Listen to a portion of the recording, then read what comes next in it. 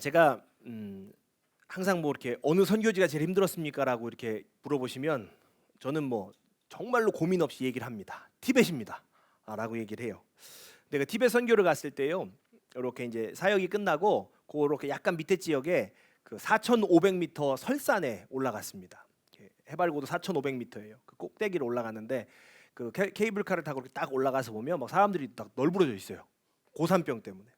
하다가 거기를 막 어떻게 올라갔어요. 산소통 무만한 것도 줘요. 그래서 막 이렇게 하면서 이제 올라가서 꼭대기에서 올라가면 또 뭘 해야 돼요?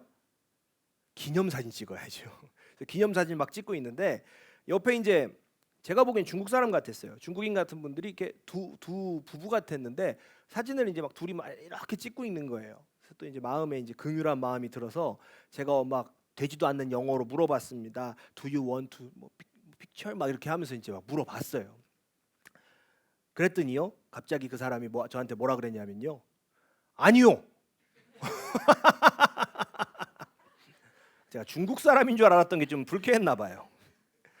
제가요 그 티벳에 가서 우리 팀 말고 한국 사람을 4,500m 그 고지에서 처음 만났어요. 그게 마지막이었어요. 한국 사람 만난 게.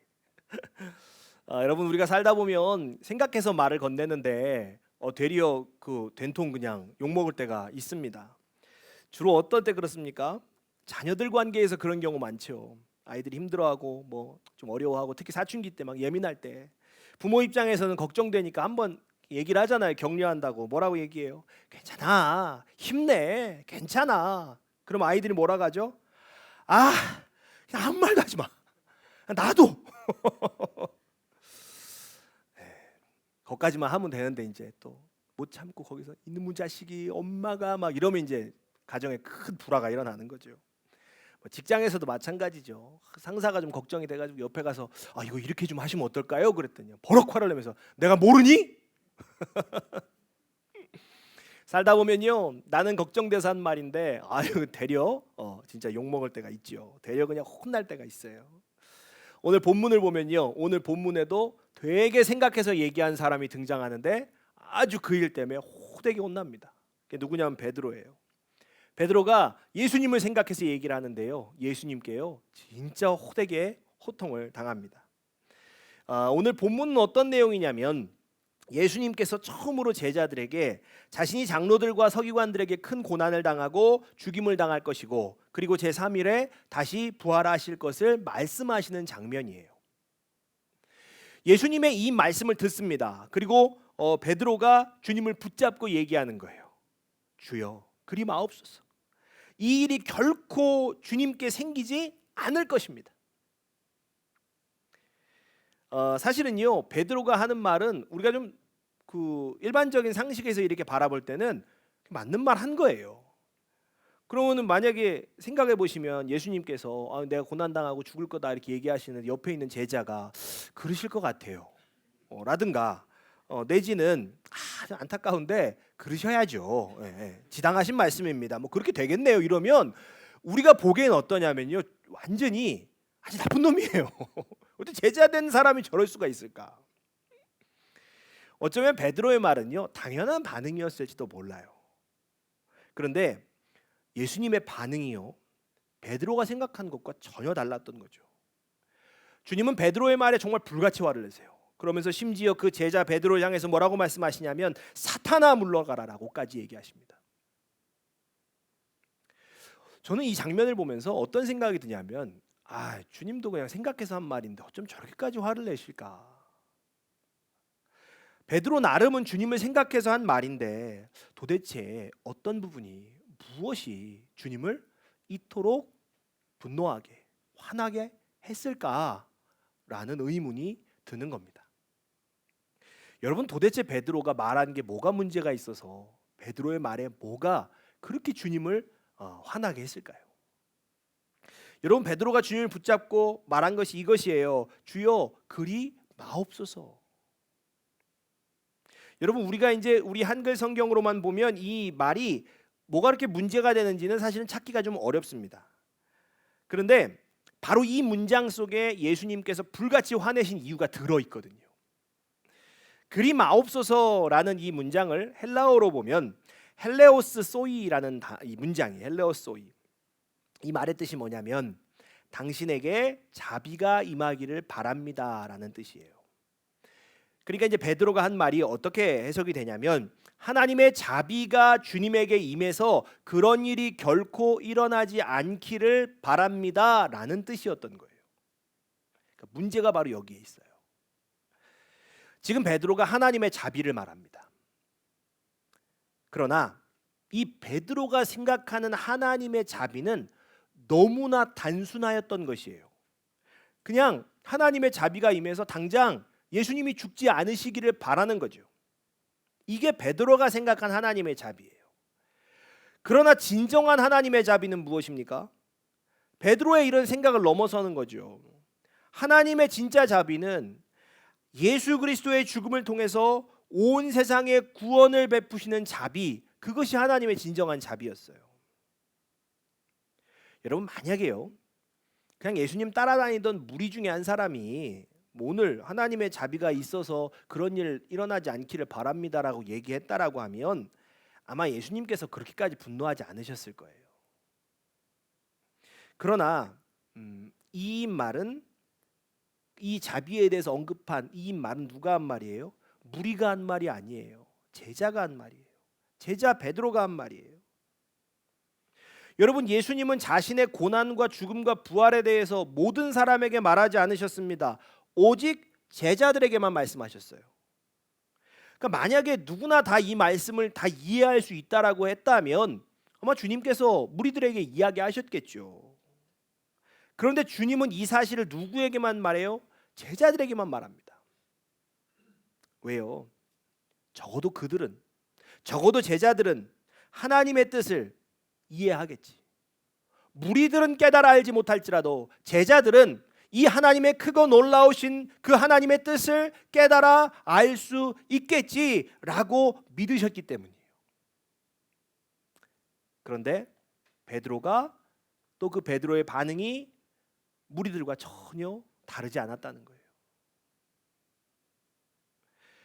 여러분, 예수님을 따르던 그 무리들은요, 사실 예수님을 어떤 메시아로 믿고 있었냐면 정치적 메시아로 믿고 있었어요. 지금 우리의 현실에서, 이 현실에 압제당하는 상황 속에서 예수님께서 우리를 구해내실 거야, 그 정치적 메시아로 믿고 있었어요.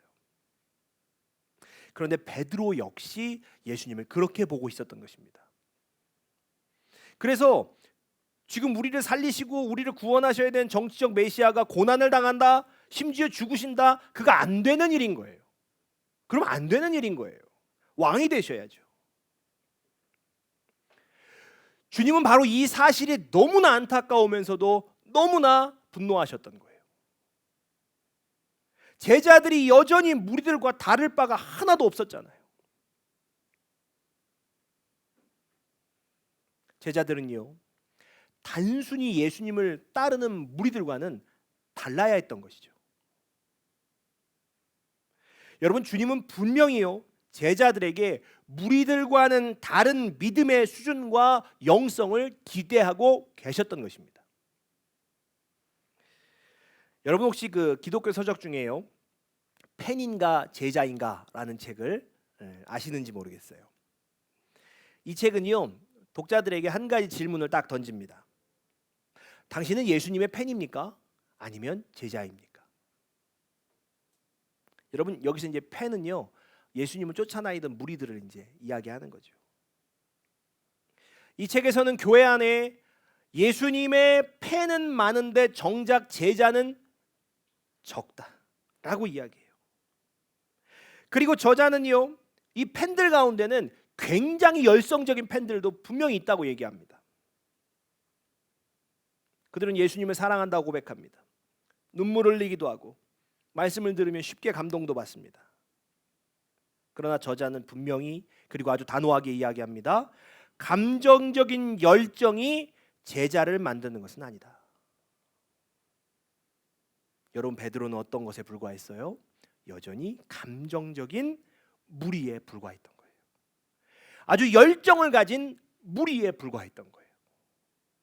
주님은 그 사실이 너무 안타까우셨던 거예요.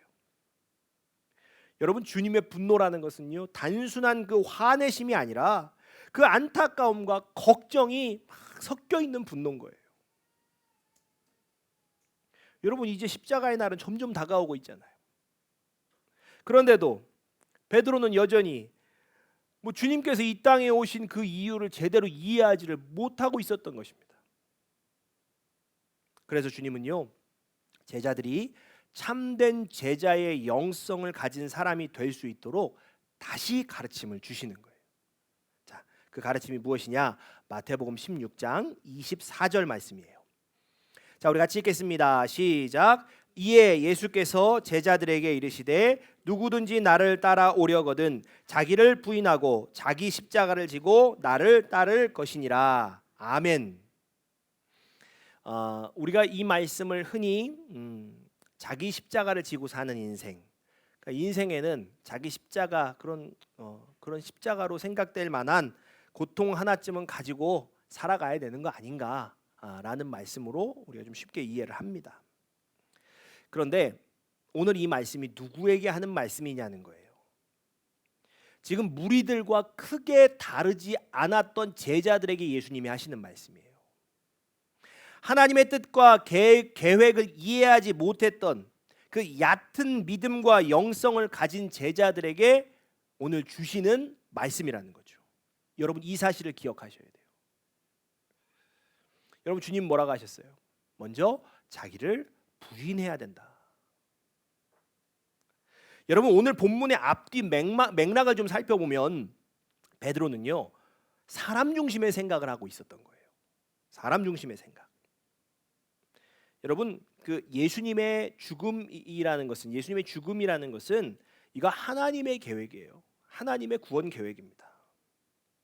그러나 그거를 사람 중심, 사람의 시선으로 보면 그 사건은 뭐예요? 실패인 거예요. 실패. 그러니까 이런 측면으로 보면 베드로는 어땠었냐면 전형적으로 사람 중심의 생각을 가지고 있었던 거예요. 그리고 이제 그 생각을 가지고 있으니까 그런 반응이 툭 튀어나온 거죠. 자, 결국 주님께서 말씀하신 자기를 부인하는 것은 무엇입니까? 사람 중심의 생각이 아닌 하나님 중심의 생각을 하는 사람이라는 거예요. 자, 사람의 일을 생각하는 것을 넘어서 하나님의 일을 생각하는 것입니다. 자, 내 생각보다 하나님의 뜻을 먼저 두는 것이에요. 내가 원하는 것보다 하나님이 원하는 것을 선택하는 것입니다. 여러분 이게 자기 부인이에요. 그러니까 이게 얼마나 힘들겠어요. 이게 얼마나 힘들겠어요. 여러분 그 사람이 자기 마음대로 안 하고 자기 마음대로 이 원하는 걸 선택하지 않는다는 거 이거 결코 쉬운 일이 아닙니다. 결코 쉬운 일이 아니에요. 성도의 삶 가운데 고통 하나씩 지고 가야 된다라고 하면 바로 이 고통이 아닐까 싶어요.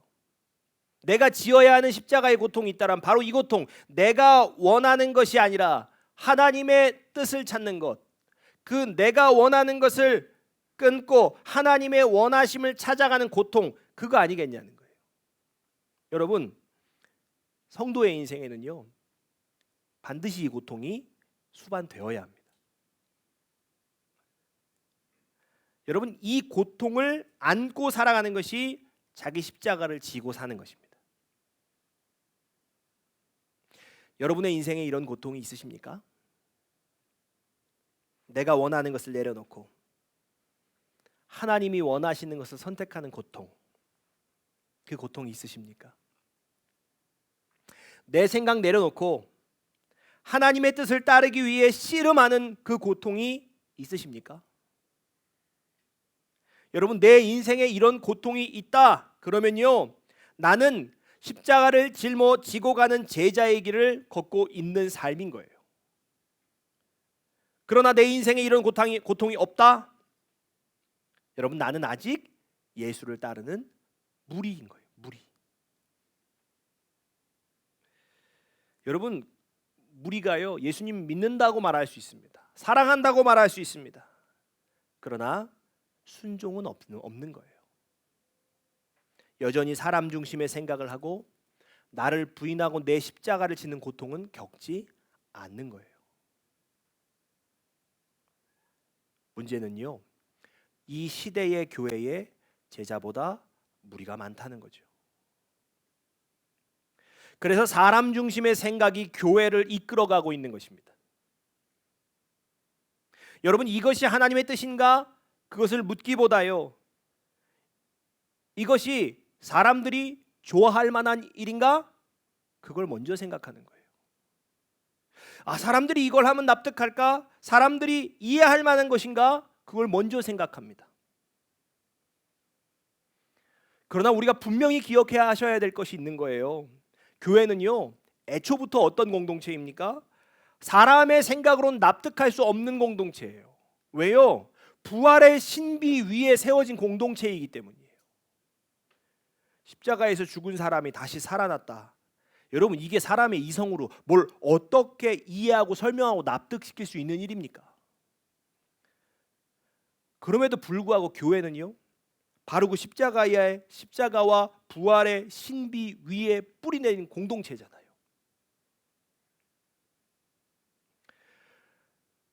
그런데 참 아이러니한 건 이 시대의 교회는 사람들의 이해와 납득을 먼저 구하려고 해요. 마치 서비스를 제공하는 회사처럼. 사람들이 이해할 수 있는 건지, 사람들이 받아들일 수 있는 건지, 사람들이 혹시 불편해하지 않는지, 그거 먼저 생각하고 그거에 맞춰가고 있는 거예요. 제가 말씀 가운데 여러 번 말씀드렸지만, 저희가 이 송도 정말 이 빌딩 숲속 이 가운데 개척을 한다고 했을 때 참 다들 우려하셨습니다. 고층 빌딩에다가 간판 하나 달 수가 없는데 이거 사람이 어떻게 오겠냐는 거예요. 지금은 10층이죠. 그땐 30층이었어요.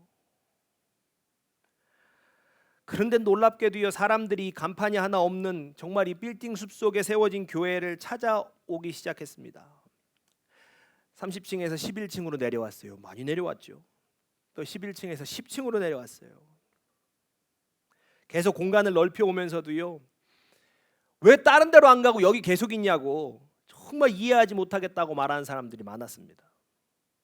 그렇게 찾아오셔서 저한테 얘기를 하시면 제가 하나님께서 이렇게 하셔서 이렇게 여기 우리를 해주셨고 이렇게 해서 여기서 우리를 이렇게 예배하게 하셨습니다라고 얘기하면 거기다 대고서는 뭐라 말은 못하고 예, 아휴.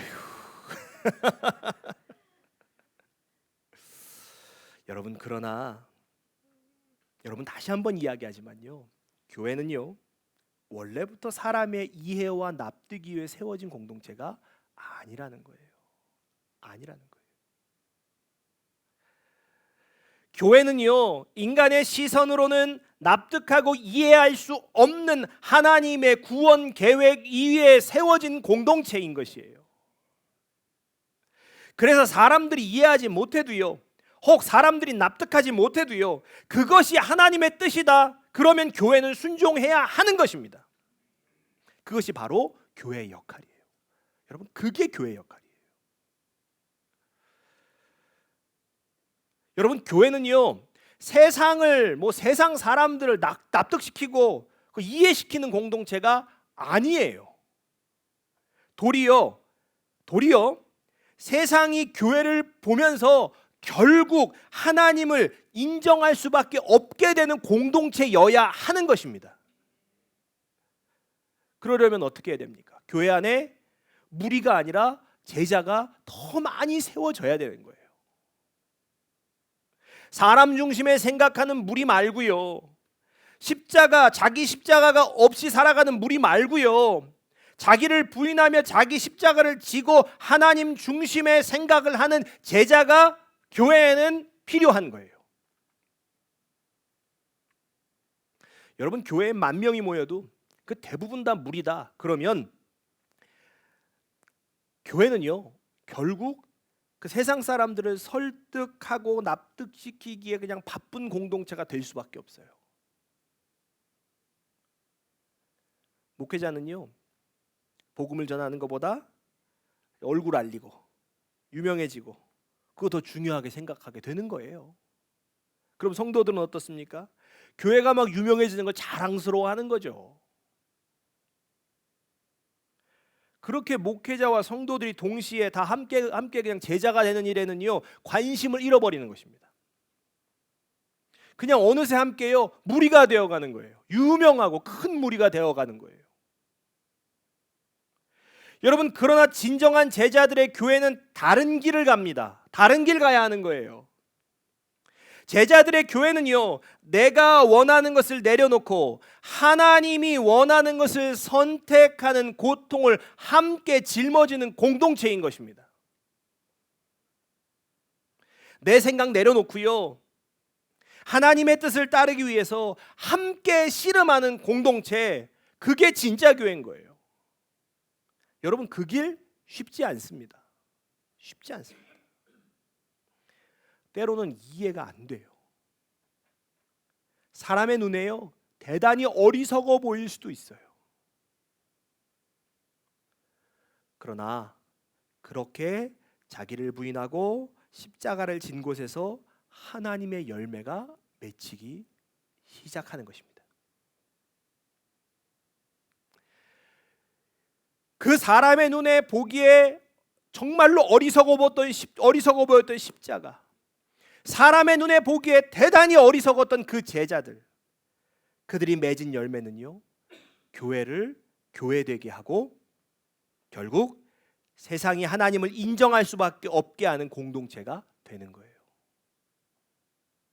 세상이 보기엔 어리석을지라도. 여러분 머릿속에요, 여러분의 마음속에 이런 교회가 있으십니까? 저는 우리 교회가 이런 교회가 되기를 꿈꿉니다. 그러기 위해서 어때야 됩니까? 우리는 제자가 되어야 돼요. 반드시 제자가 되어야 합니다. 여러분, 우리 교회가 이제 어쨌건 성도들이 늘어나고 또 이번에 새로 소그룹도 더 넓히 더 확장하고 또 공간도 또 더 추가하고 그렇다고 해서요, 이게 어떤 목사님 목회적으로 어떤 성과가 있다 이렇게 생각하시면 절대 안 됩니다. 여러분, 하나님은요, 교만한 꼴은 절대로 못 보세요. 네. 여러분, 하나님께서 우리에게요, 제게요, 분명한 메시지를 주셨어요. 뭐 어떤 메시지를 주셨냐면, 하나님은 이 공동체에 무리가 많아지는 걸 원하지 않으세요. 제자가 많아지길 원하세요. 자, 이 공동체에 무리가 많아지기를 바라는 사람은 하나님의 뜻과 반대로 가고 있다는 것이에요. 자, 하나님은요, 우리가 무리가 아니라 제자를 세우는 교회가 되기를 원하십니다. 여러분, 저도요, 어떻게 하면 교회가 유명해질까? 어떻게 하면 좀 무리가 좀 관심을 갖는 교회가 될까? 그 방법 잘 알고 있습니다. 잘 알고 있어요. 그런데요, 하나님께서 우리에게 그런 방법, 그런 목회, 그런 수단은 허락하지 않으셨어요. 하나님께서 우리에게 허락하신 것, 하나님께서 제게 허락하신 그것은 제자를 세우는 일이에요. 여러분, 여러분이 기쁨의 집에 오신 이유도요, 무리가 되기 위해서가 아니라 하나님께서 제자로 한 사람 한 사람 세우시기 원하셔서 이곳에 부르신 줄로 믿습니다.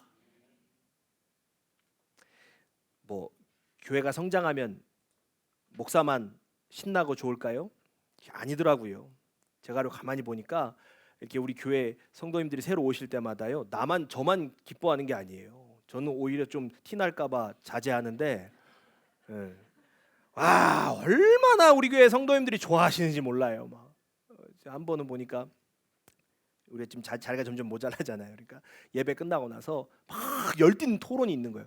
이쪽으로 와서 앞으로 땡겨 앉으라고, 앞으로 땡겨 앉고 다음 주부터 한 주 더 놔야 되나 말아야 되나, 어떻게 해야 되지, 막 이렇게 막 그 즐거운 분위기. 제가 오늘 그런 가운데 찬물을 확 꼈는 것 같아서 죄송하긴 해요. 그렇긴 하지만 여러분, 우리 교회는요, 하나님께서 말씀하시면 언제나 순종했습니다.